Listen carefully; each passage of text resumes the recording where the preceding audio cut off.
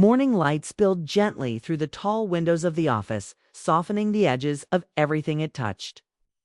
The quiet hum of computers filled the room, steady and familiar. Like a rhythm Emma had learned to live by. She arrived early, as always. The world before 9 felt peaceful, a moment that belonged to her alone. She set her coffee on the desk, watched the steam rise, and opened her planner. Her handwriting curved neatly across the page, every letter a small effort to stay in control of a life that often felt too quiet. Emma was 36. She wasn't unhappy, not exactly, just. Still, her days moved like calm water without waves or surprises. She worked hard, smiled when spoken to, and disappeared into her own thoughts when no one was looking. To her colleagues, she was dependable, the woman who never forgot a deadline, who listened more than she spoke.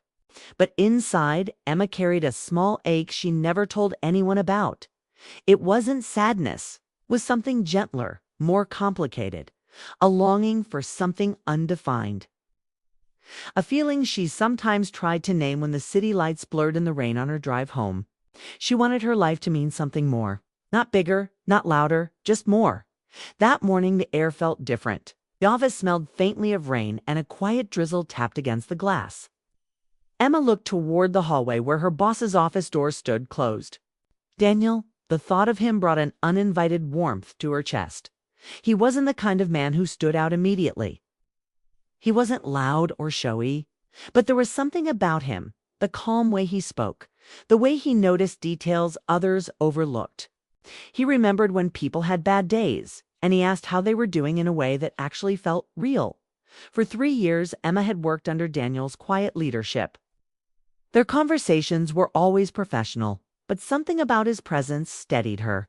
She admired him, his composure, his honesty, the kindness behind his blue-gray eyes. Yet there was a boundary she never crossed, even in her thoughts. He was her boss after all. And she was careful with her heart. Still, every once in a while, when she saw him standing by the window and thought, she wondered who he was beyond the office. Did he ever feel lonely too? Did he ever stay late?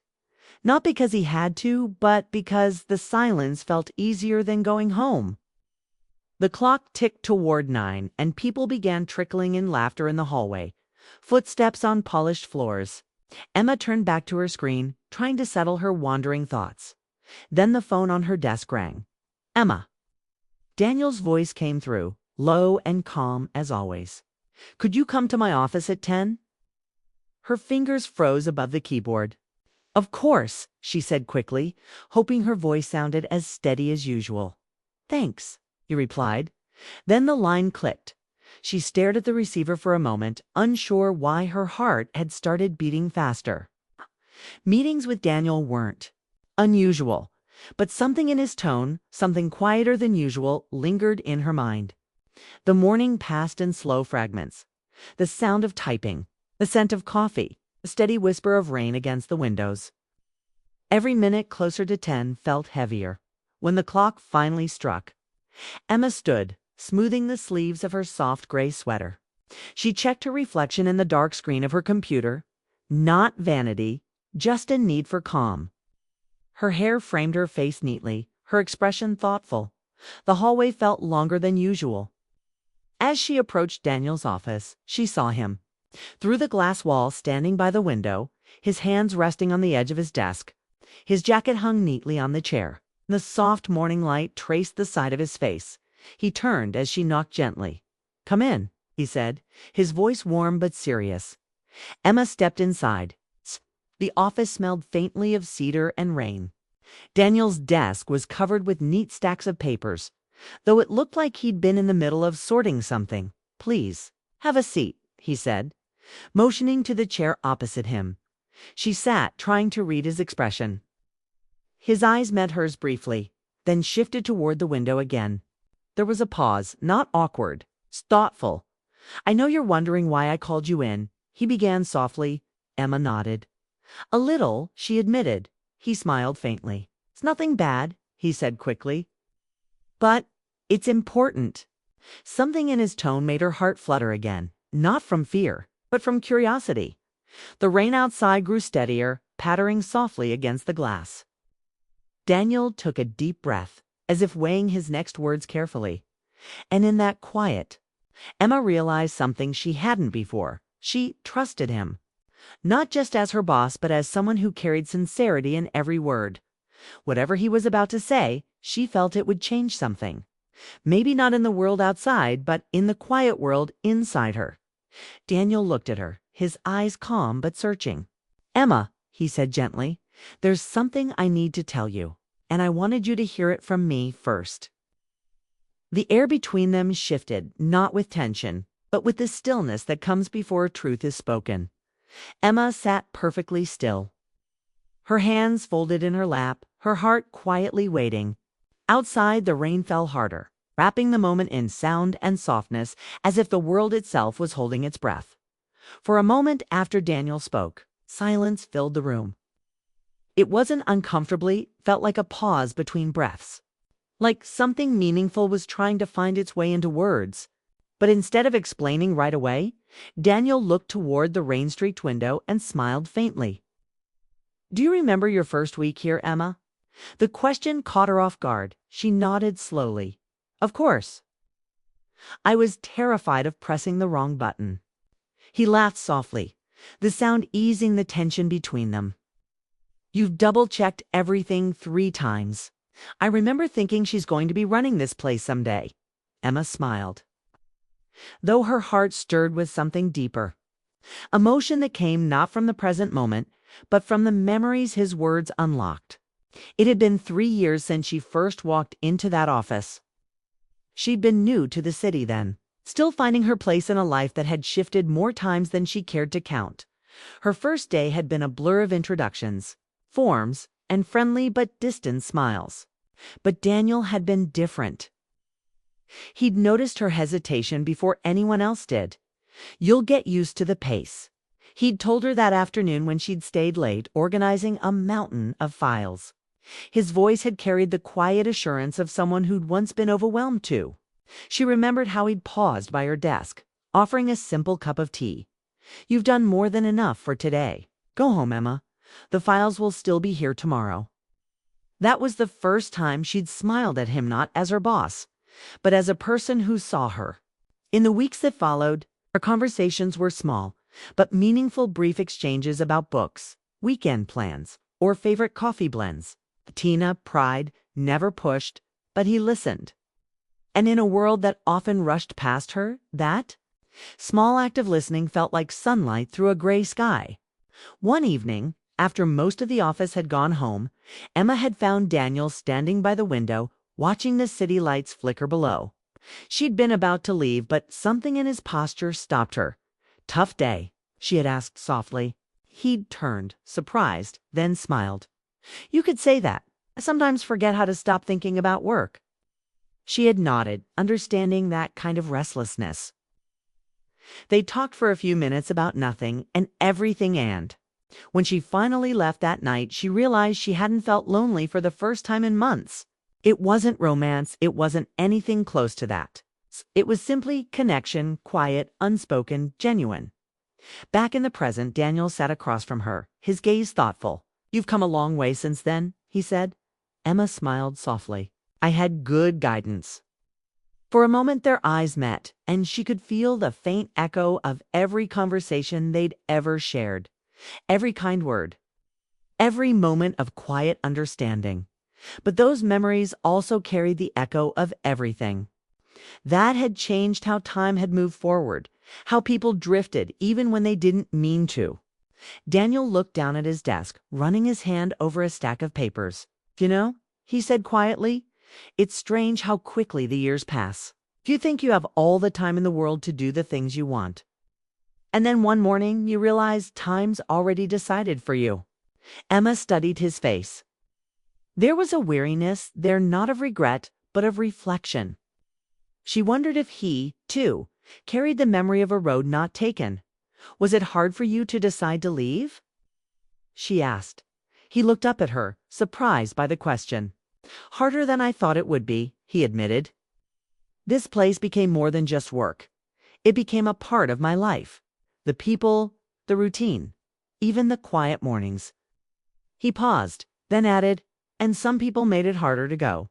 Something gentle but unspoken moved between them, then a feeling that didn't need to be named. Emma looked away, her fingers tracing the edge of her notebook. Outside, the rain began to fade, leaving the windows streaked with silver light. The world beyond the glass shimmered with the kind of beauty that always came after storms quiet. Calm, forgiving. For a brief second, Emma's mind drifted back again, this time to a winter afternoon the previous year. The office had been half empty because of a snowstorm, and she and Daniel had been among the few who stayed late to finish a report. The heating had gone out for a while, and they'd laughed about it, wrapped in their coats, drinking coffee from paper cups. He'd told her about his childhood winters in Vermont, about sledding down the long hill behind his grandparents' house. She'd shared memories of her small-town library, where she used to read by the heater every evening after school. It was such a simple memory, no grand gestures, no confessions. Just two people sharing stories to stay warm. But even now, thinking of it brought an ache to her chest, because sometimes the smallest moments are the ones that linger the longest. Daniel cleared his throat softly, pulling her back to the present. "I'm really proud of what you've done here, Emma," he said. "Should know that." "Thank you," she whispered, her voice steadier than she felt. He smiled, and for a moment neither of them spoke. The clock on the wall ticked gently, marking time neither of them wanted to notice. There was something about that silence, soft, unfinished, that made Emma realize the past wasn't gone. It lived quietly inside them, shaping who they were, whispering reminders of what might have been. And though the moment passed, its echo stayed like the afterglow of sunlight, that lingers long after the day has ended. It had been almost a year since Daniel left the company. The office had changed since then, new faces, new routines, and a new manager who was kind but distant. The old rhythm that once comforted Emma had faded into something unfamiliar. Still, she carried on, her days filled with quiet efficiency and polite smiles. Sometimes, on rainy mornings, she caught herself glancing at Daniel's old office door, now occupied by someone else. The memory of his voice still lived in that space, calm, steady, kind. It wasn't that she missed him in a way she could explain. It was more that she missed what the world had felt like when he was there, steady, warm, and safe. Life, as it always does, moved forward. Seasons changed, people came and went, and the soft ache of memory settled quietly in her heart. Then one Thursday afternoon, everything shifted, not dramatically, just gently, as if time had decided to circle back for a moment. Emma was attending a regional conference for project leaders, a 2-day event filled with presentations, name tags, and polite conversation.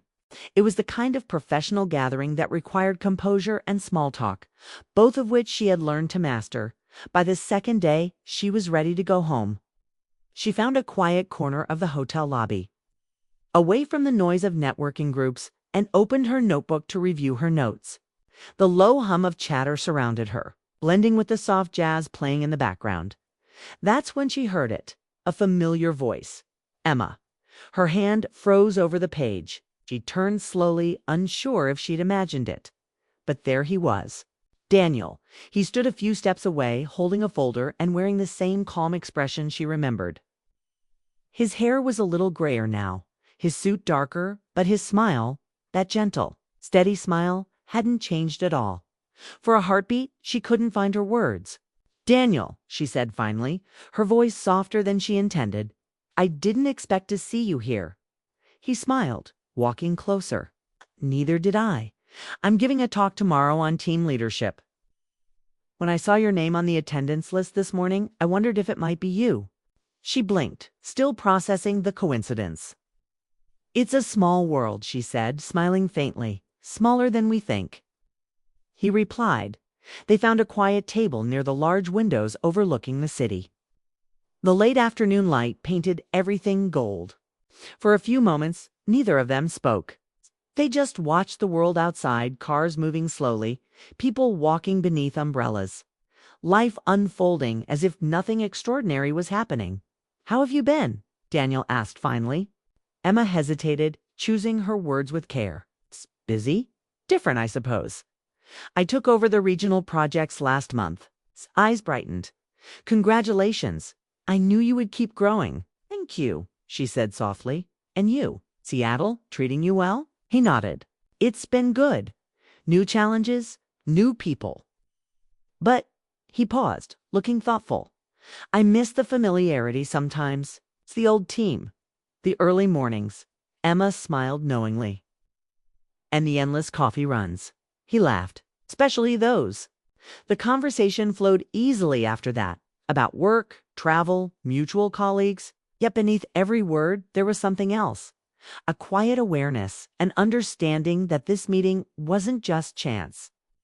It was something gentler, something meant to remind them of what once mattered. At one point, Daniel looked at her with a hint of nostalgia. "You know," he said, "I still have that notebook I gave you before I left." Her heart lifted. "You kept it?" He nodded. "It reminded me of how much potential there was in the people I worked with, especially you." She smiled, feeling a warmth rise in her chest. "I still have mine too," she admitted. "Your handwriting hasn't faded." He chuckled. "Neither has your determination, I see." For a brief second, their eyes met, steady, kind, and filled with the weight of unspoken gratitude. It wasn't romantic, not in the ordinary sense. It was something deeper, built from respect, time, and understanding. Daniel looked thoughtful. "It's funny how some people stay part of your story even when life takes you somewhere else," he said. Emma nodded. "Maybe because they remind us who we were or who we wanted to be." He smiled softly. "Maybe both." The afternoon light began to fade, turning the windows into mirrors. They could see their reflections side by side too. People changed by time, yet still quietly connected by shared history. "I'm glad we ran into each other," Daniel said as he stood. "Me too," she replied. "It's nice to remember where things began." He hesitated, as if wanting to say more. "Emma," he said finally, "you've done well. I hope you know that." She met his gaze. "I think I do now." Smiled, then checked his watch. "I should let you go. But maybe tomorrow, after my session. Coffee." She hesitated only for a moment before nodding. "I'd like that." As Daniel walked away, Emma sat back in her chair, letting the calmness of the moment sink in. The rain had started again, tapping softly against the glass. Just as it had that morning years ago when he'd first called her into his office. Some things, she thought, don't really end. They simply pause until the world is ready to let them begin again. And as she closed her notebook and watched the raindrops trace their paths down the window, she realized that not all surprises come with thunder. Some arrive quietly, like a familiar voice in a crowded room, reminding you that your story still has more to say. The next morning dawned soft and silver. A thin layer of mist hung over the city, wrapping the skyline in a kind of quiet calm.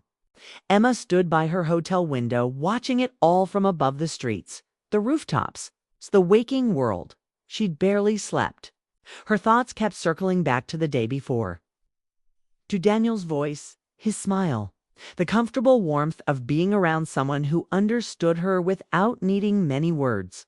It had felt natural, like slipping into an old melody she hadn't realized she still remembered. And yet, there was something she couldn't quite name, a question lingering at the edges of her heart by late morning.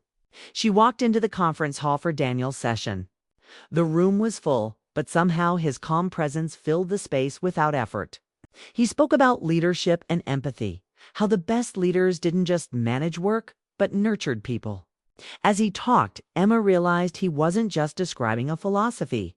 He was describing the way he'd always led, and the way he'd shaped her without even knowing it. When his talk ended, the crowd clapped warmly. Daniel met her eyes across the room just for a moment and smiled. It wasn't a grand gesture, just a quiet acknowledgement that said, "I see you."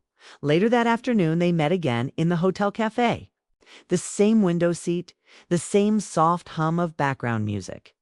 This time, the conversation came slower, thoughtful, unhurried, as if they both knew the importance of the moment. So Daniel said, stirring his coffee absently, "Are you enjoying the conference?"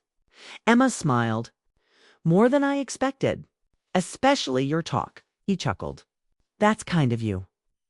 Then, after a pause, he added, "It's strange, isn't it? How life keeps bringing people back at the right moments." She nodded. "Maybe it's not strange. Maybe it's how we're meant to remember what really matters." He looked at her then, really looked, and for the first time, there was no distance in his expression, only honesty. "You've changed," he said softly. "You seem lighter, stronger." Emma smiled faintly. "I think I just stopped waiting for life to surprise me.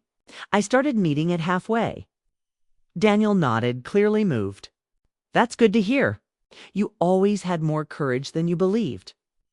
There was a pause, gentle but full, the kind that carried more emotion than words ever could. Then Daniel exhaled slowly. "Can I tell you something?" "Of course." "When I left the company," he began, his voice quieter now, "I told myself it was just a career move, a new chapter. But the truth is, I left because I was too close to staying."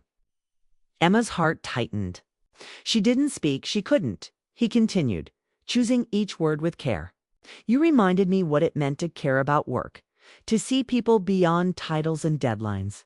But somewhere along the way, I started to look forward to the days because of you. And I didn't know how to separate that from my role as your boss. So I left." The air between them stilled. Emma looked down at her hands. "I never knew," she said softly. "I thought maybe I had imagined everything I felt." He smiled sadly. "You didn't imagine it.